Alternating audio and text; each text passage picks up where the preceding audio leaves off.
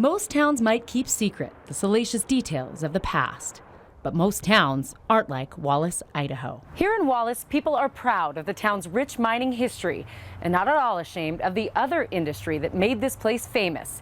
Here in Wallace, they keep their dirty little secrets right out in the open. This building here was built in 1895. The Oasis Bordello Museum preserves the trade that for many put Wallace on the map. Around 1898, the upstairs changed from a hotel to a brothel. At that time in Wallace, there were so many miners here that the men outnumbered the women 200 to 1. And so a brothel was a lot more profitable than a hotel. And that's how the Oasis would stay. So this right here is the madam's room.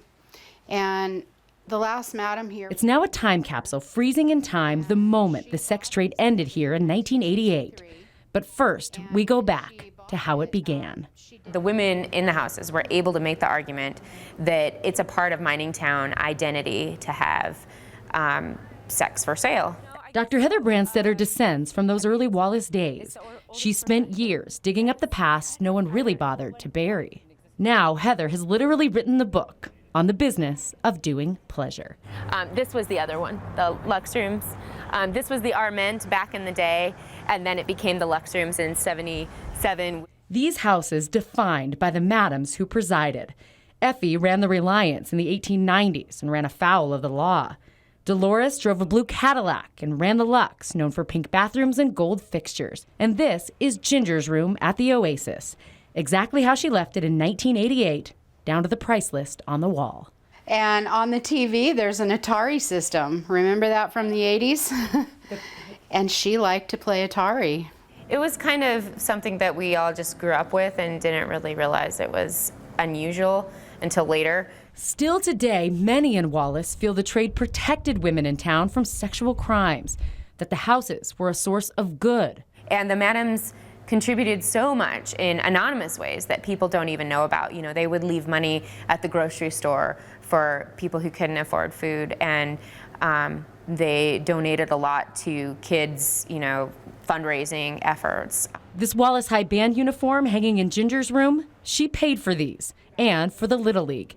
Paid her taxes, too. They knew that that was one thing that would really get them in trouble, would be to not give the government their due. The last house closed here in 1991. The AIDS scare and failing mines shut them down before the feds ever could.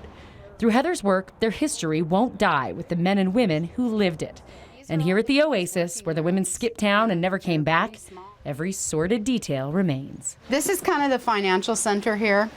And each girl had a lockbox. There's dividers in here. A straight, no-frills experience, $15 would get you 8 minutes. And we do have an extra drawer full of timers here. Time is money. Each girl, there was 5 girls here, and each one was bringing in an average of $100,000 a year in the 70s and 80s. And they had to split that 60-40 with Ginger. Ginger had enough to retire to Coeur d'Alene and died a few years back. People in Wallace will tell you some of the women stayed here, married, and raised their kids. You know, we were in 3rd grade. We had there was rumors about a girl who we grew up with whose grandma was one of the madams. But they won't tell you their names or where to find them. Turns out some secrets will stay buried, even in Wallace, Idaho. I'm Melissa Luck, KXLY4 News.